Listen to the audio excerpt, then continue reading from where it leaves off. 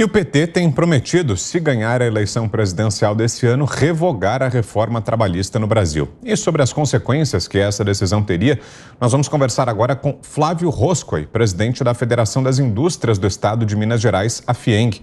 Presidente, boa noite. Obrigado pela entrevista, pela presença aqui no programa. Boa noite, Vitor. Eu que agradeço aqui o tempo e a disponibilidade suas para nos ouvir. Presidente, essa promessa preocupou muito o setor produtivo. Quais poderiam ser os desdobramentos caso esse projeto do candidato do PT, o ex-presidente Lula, vá adiante, caso esses planos sigam adiante? É importante ressaltar que a reforma trabalhista ela não feriu nenhum direito dos trabalhadores. Eu gostaria de começar com essa frase. Na verdade, ela trouxe uma flexibilidade para que trabalhadores e empregadores negociassem, né?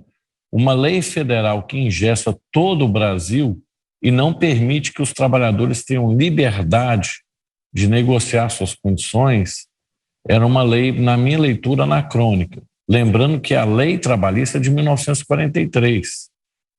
Então, revogar a reforma trabalhista seria um equívoco enorme, pois é muito importante que seja dada flexibilidade de negociação entre sindicatos patronais e sindicatos trabalhadores, entre trabalhadores e empregadores.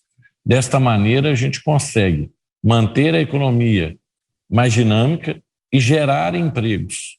Essa foi a essência da reforma trabalhista, de possibilitar com que os trabalhadores negociem o seu futuro com os empregadores. E a gente entende que isso é importantíssimo para que o Brasil possa inserir seus trabalhadores no mercado de trabalho. Presidente, mais uma pergunta agora a Cristina Gremel.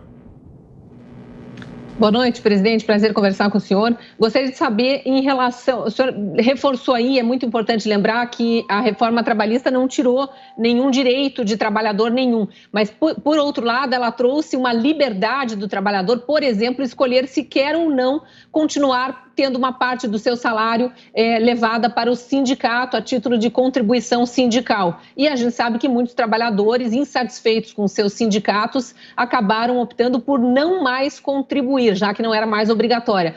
Isso estaria por trás dessa decisão do presidente Lula de colocar na sua plataforma de campanha agora uma revogação da reforma trabalhista do ex-presidente Temer, porque a gente sabe que os sindicatos apoiam massivamente o presidente Lula. Esse é o ponto sensível da reforma, né? Porque ele deu liberdade para os trabalhadores e também para os empregadores decidirem que entidades vão apoiar. E antes era compulsório, quer dizer, o trabalhador não tinha esse direito de escolha. O recurso dele ia um dia de salário por ano para o sindicato, independente se ele fizesse um bom serviço ou não. Isso ocorria também no patronal, quer dizer, as empresas também tinham a sua contribuição obrigatória para os sindicatos patronais, também independente se eles cumpriam o seu papel ou não. Dessa maneira, dando a liberdade, você força todo o sistema sindical a prestar um bom serviço para os trabalhadores e para as empresas. E é claro que é esse ponto, na minha leitura, e não os trabalhadores, que é o ponto central desse discurso, né? Os sindicatos, alguns deles, entendem que é muito importante que retorne a contribuição compulsória. O nosso entendimento não é esse. O nosso entendimento é que a reforma veio dar liberdade ao trabalhador e ao empregador de escolher para qual sindicato contribuir e se quer contribuir. Então, acho que isso é muito relevante. A liberdade sindical é um direito do trabalhador. Essa que é a essência. E a gente não pode revogar para atender interesses de um grupo específico, na verdade, de determinados sindicatos. Vale a pena ressaltar que tem sindicatos que já se reinventaram, que estão fazendo um grande trabalho em defesa dos trabalhadores, que estão entendendo que a reforma empoderou os sindicatos, pois deu maior capacidade de negociação. Antes o sindicato poderia negociar poucos itens e agora ele tem condição de fazer uma ampla negociação em prol do trabalhador e em prol também das empresas.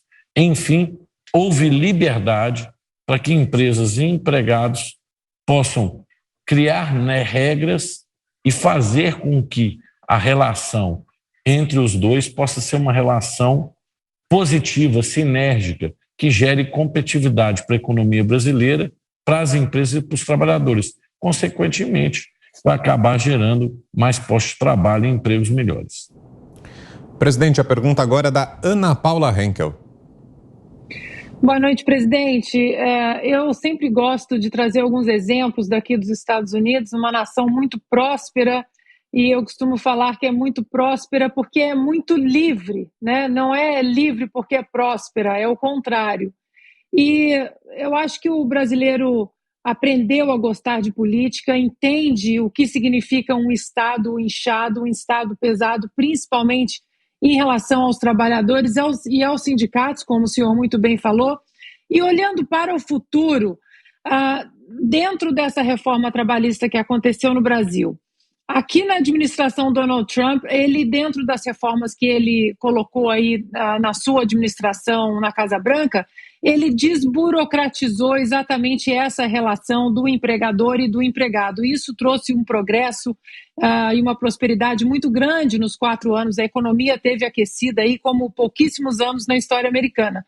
O que nós podemos ainda fazer para o futuro, para melhorar esse campo de trabalho que não foi feito na reforma trabalhista e, obviamente, sem mexer aí nos direitos constitucionais do trabalhador? Mas, Paulo, você tocou num ponto muito sensível. Eu concordo com a sua análise. Eu diria que isso está até mesmo no espírito da Constituição americana. Nos Estados Unidos, o cidadão desconfia do Estado. E no Brasil, o Estado desconfia do cidadão. Quando o Estado desconfia do cidadão, você cria a burocracia. Então, essa é a origem dos nossos males. E por isso que a nossa sociedade, muitas vezes, não consegue prosperar da maneira adequada. E isso está impregnado na nossa cultura, nas nossas instituições, e não poderia ser diferente na legislação trabalhista, que é uma legislação extremamente paternalista, que até teve o seu lugar lá na década de 40, mas hoje nós estamos em 2020, quase 80 anos depois. E é muito importante que a gente ainda intensifique e amplie essa reforma trabalhista. Na verdade, ela foi tímida, essa é a minha leitura, mas foi o que foi possível à época, em 2017. Eu acredito que hoje já há condições de fazer uma reforma trabalhista ainda mais ampla, sem, obviamente, retirar direitos consolidados dos empregados, mas que dê ainda mais flexibilidade. Eu queria dar um exemplo que é um case de sucesso. Se não tivéssemos tido a reforma trabalhista, boa parte das medidas de suspensão e redução de emprego, de jornada e das negociações coletivas que foram feitas entre empresas e sindicatos não poderiam ter sido feitas no período da pandemia. O teletrabalho não existia na década de 40 do século passado. A internet estava há 50 anos sem inventada quase. Isso não era possível sem a reforma trabalhista e foi. Pudemos implementar o teletrabalho, que salvou aí milhões de empregos, de pessoas que teriam ficado sem emprego caso não tivesse sido implementado o teletrabalho. Mesmo a suspensão, a redução, com acordo com os sindicatos, também poderia ter sido de insegurança jurídica caso não houvesse a reforma trabalhista. Ou seja, a reforma trabalhista trouxe a liberdade negocial, mas ainda tem muitos pontos de avanço. Foi um primeiro passo. Eu acho que a sociedade, cada dia que passa, está mais preparada para dar outros passos. E, para isso, a gente precisa discutir sobre o assunto. Então, se houve um ponto positivo sobre o revogaço da reforma trabalhista, foi de trazer esse tema novamente à discussão. O que nós temos é que ampliar a reforma trabalhista para gerar empregos melhores. Nós temos que desonerar o emprego no Brasil. Nós temos que fazer com que o nosso emprego possa ser exportado. Por que o Brasil essencialmente exporta produtos primários? Porque o custo do trabalho aqui é muito caro. Isso é um ponto central que precisa ser observado. E parte desse custo deriva diretamente da nossa legislação trabalhista. Parte é tributo. E na nossa leitura, o tributo tem que sair dessa base contributiva que é do salário, para outra base contributiva para que a gente fomente a geração de emprego. Mais uma pergunta, presidente, agora o Guilherme Fiuza. Presidente, obrigado pela participação. O senhor mencionou agora a geração de emprego, né? Como é que está o quadro de retomada do emprego depois do período de maiores restrições sanitárias no setor da indústria mineira? A indústria mineira, no ano passado, vai ter um saldo de crescimento da ordem de 10%, que é um saldo recorde nos últimos anos. E com isso nós também crescemos o número de postos de trabalho. Isso é muito relevante. O Brasil, como um todo, bateu recorde na geração de emprego no ano passado e a gente acredita que esse ano vamos continuar gerando emprego, claro, num ritmo um pouco menos forte que o ano passado, em função dos cenários macroeconômicos desse ano, em parte pelo aumento da taxa de juros, mas nós entendemos que vamos ter ainda uma geração positiva de postos de trabalho neste ano, reduzindo o volume de desempregados no Brasil. Agora, se tivéssemos uma reforma trabalhista ainda mais ampla, com certeza retiraríamos mais trabalhadores do mercado informal. E se desonerássemos o emprego, isso seria também ampliado e, com certeza, teríamos um quadro completamente diferente do atual. Então, na nossa leitura, o ano passado foi um ano muito positivo para a geração de empregos, aqui na indústria mineira, mas também em todo o Brasil. E acredito que a indústria mineira vai crescer neste ano menos que 10% que cresceu no ano de 2021, mas um número próximo de 4% para 2022, com, obviamente, geração de postos de trabalho.